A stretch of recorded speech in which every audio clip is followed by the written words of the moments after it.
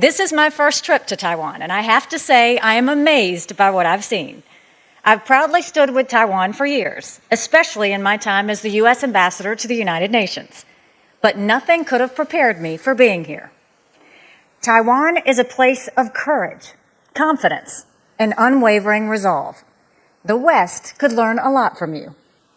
And today I'm calling on my country and free nations everywhere to follow your example. We need to stand as strong as Taiwan, and we need to stand strong with Taiwan, now more than ever. We are living in the most dangerous times in decades. The enemies of freedom are on the march. With few exceptions, the free nations of the West are in retreat. They refuse to maintain, much less improve, their strength.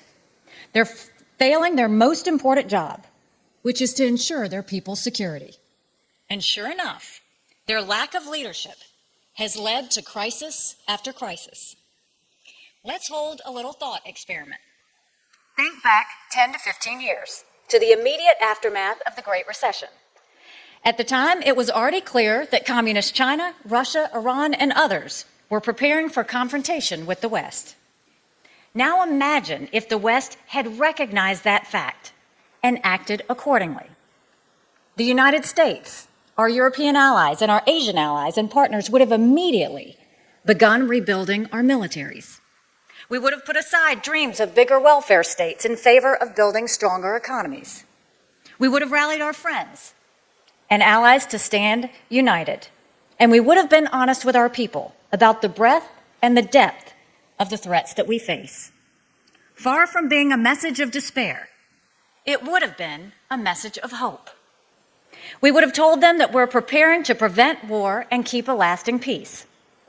If we had said that, and if we had done what we needed to do, the West would be strong today. As a result, our world would be significantly more safe and secure. If the West was strong, Afghanistan would never have fallen to the Taliban. That country would still be free, and terrorism wouldn't have a new home base for global attacks. If the West was strong, Russia would never have invaded Ukraine. The Kremlin would have known that the cost is too high and the chance of victory too low. We would have peace in Eastern Europe, not a 2.5-year war that's grinding on without an end. If the West was strong, the Middle East wouldn't be in flames. Iran would be crippled by economic sanctions and incapable of building a nuclear weapon. Its terrorist proxies wouldn't have nearly as many rockets to be so aggressive. There would be no attacks on shipping in the Red Sea. Syria and Lebanon could have broken free from Iran's grasp. And Hamas would not have succeeded in its barbaric massacre on October 7th. They would have been too weak and too scared to launch the attack. Finally, imagine what a strong West would have meant for Asia, and especially Taiwan. Today, China would be surrounded by free nations with strong forces capable of defeating its aggressive expansion. The Communist Party would have thought twice before militarizing the South China Sea. They would have stepped back from harassing Vietnam, the Philippines, South Korea, and Japan. And China's mistreatment of Taiwan would be vastly diminished. Why? Because the United States and our allies would have Taiwan's back. This island would not only be safe militarily, but on the world stage, Taiwan would have the full diplomatic and economic support of the free world. China would know that invading Taiwan is not an option, and if it tried, not only would it fail, but the Communist Party would fall. Imagine if that was the world that we lived in today. It could have been, and it should have been. And now the worst thing we could do is to let the next years follow the same path. We can't afford a continued slide toward weakness and war. The West must launch a historic effort to rebuild our strength, and we have no time to waste. The first and most important thing we must do is to modernize our military. Nuclear submarines, stealth bombers, and warships can't be constructed overnight, so we should start building more immediately. In the meantime, we can shift more assets to the Eastern Pacific, and we urgently need to ramp up production of anti-ship and air defense systems. That includes the cutting-edge technology that's key for defense, including drones and autonomous vehicles and weapons.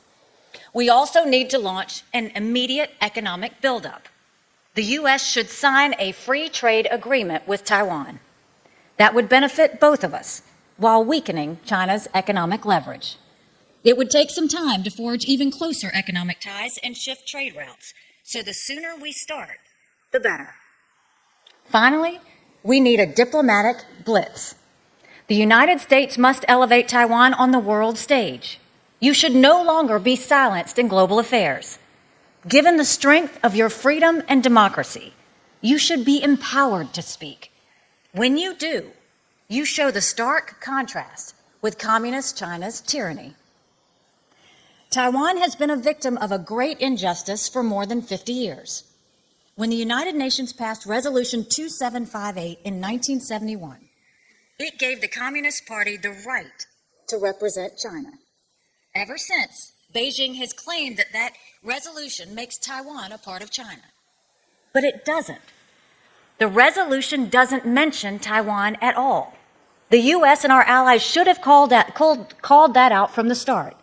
But instead, Beijing continues to call the shots. Ever since, the Communist Party has successfully shoved Taiwan aside. I saw this injustice firsthand. From the moment I arrived at the United Nations, I made clear that I would have the back of America's friends and call out our enemies as needed. I backed Israel, Ukraine, and many others. When it came to Taiwan, I was shocked to find out that you aren't even allowed in the building. On China's orders, the UN refuses to recognize any form of identification issued by the Taiwanese government.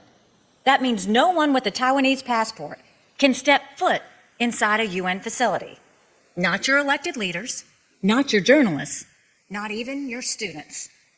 None of them can enter the United Nations because China has convinced the world that the 24 million people in Taiwan effectively do not exist. We fought hard to change this. It actually resulted in a Chinese temper tantrum that went all the way up to the Secretary General, who caved. While you're stuck on the outside, China has worked every angle from the inside. I saw that too. If anyone at the UN so much as mentions Taiwan, the Communist Party goes crazy. They demand that everyone refers to you as a, quote, province of China. They even demanded that a U.S. high school change its website before being allowed in the UN building. China also blocks the UN from working with NGOs unless they say Taiwan is part of Communist China. The Communist Party has changed historic UN documents to eliminate any reference to a separate Taiwan. Keep in mind, this is the same United Nations that's obsessed with the Palestinians. The UN has set up agencies devoted to them. Other bodies have standing items on Palestinian issues. And in May, the General Assembly voted in support of full Palestinian membership, with China's full support. Talk about Chinese and UN hypocrisy. There are nearly 5 times as many Taiwanese. The United Nations should stop ignoring you. China has also spent decades convincing countries to revoke their recognition of Taiwan. Today, a mere 12 nations have diplomatic relations with you.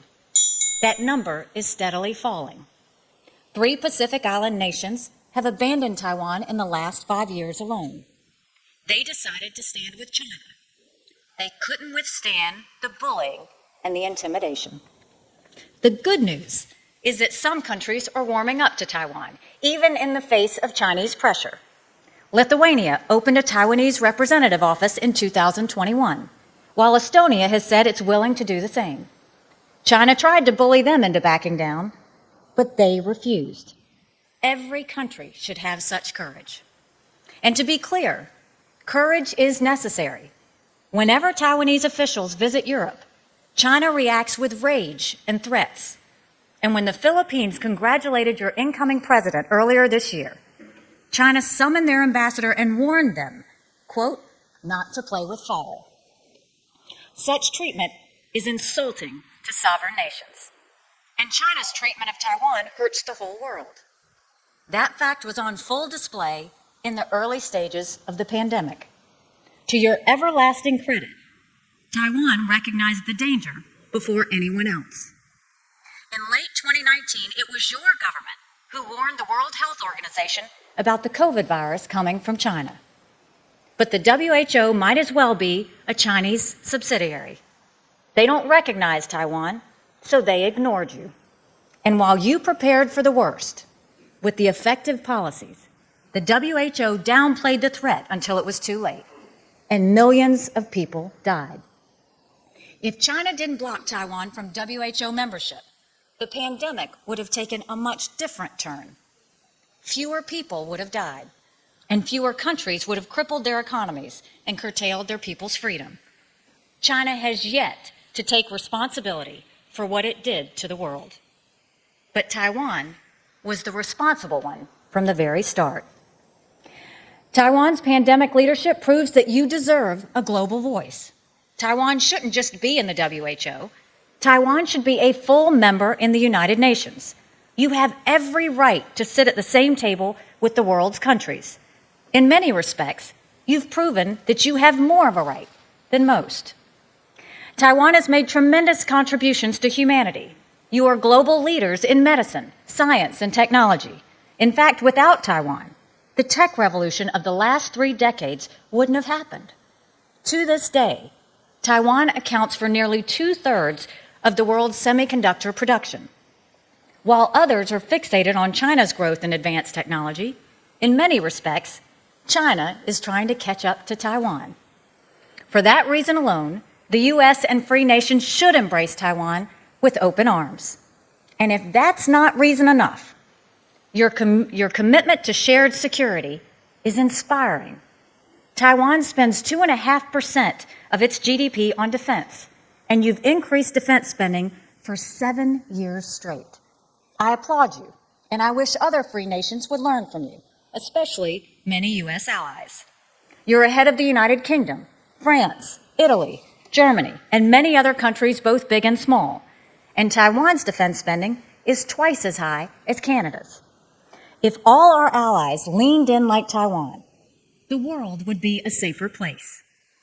Given your leadership, the U.S. and the West should relentlessly push for global acceptance of Taiwan.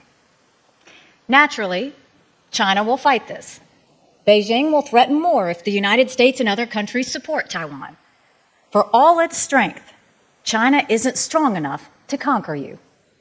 But it will be eventually, since China is spending 12 to 13 times more than Taiwan on defense. That's why the West needs to move quickly.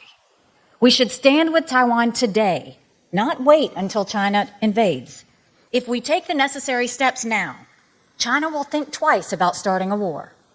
We need to act regardless of how the Communist Party reacts. It will ramp up threatening maneuvers off your shores and in your skies. It will rail against us with threats of hellfire and brimstone. It will even claim that we support Taiwan's independence and say that we've crossed a red line. But that's not true. And in any case, that's not a decision for the U.S. or any other nation to make. You have the right to self-determination, and our support for you should not be dependent on the decision that you make. We can't let China's response dictate our decisions. For decades, it has threatened free nations into silence and inaction. But now is no time for silence. Years of inaction and looking the other way have only weakened us. By listening to China, we've wasted precious time. And now we've made war more likely, not less. We can still prevent that future and keep the peace by rebuilding our strength and our resolve. It's time to stop letting fear of China-controlled democracies. And we should finally recognize that no one is more afraid of the Chinese Communist Party than the Chinese Communist Party. They're terrified of a free Taiwan. They have good reason to be worried. The 24 million people who live in Taiwan prove that China's 1.4 billion people can do better than communist tyranny. You show they don't have to be herded into labor camps. They don't have to be censored and tortured and executed for speaking out. War and destruction are all that communism understands. Free people are capable of peaceful creation, the kind that has lifted this island to such incredible heights. So long as Taiwan is democratic and free, you remind the enslaved masses in mainland China of the future that could and should be theirs. You keep alive the hope that such a future is within their grasp. A future where they finally cast off the shackles of communist dictatorship and finally take charge of their own destiny. This, more than anything, is why the West must embrace Taiwan without exception or apology. We should have fought harder when China shoved you aside years ago. Now we should right that wrong. There's still time. Our security and prosperity are bound together. For the sake of our people and the cause of peace, we have a duty to stand together. Thank you.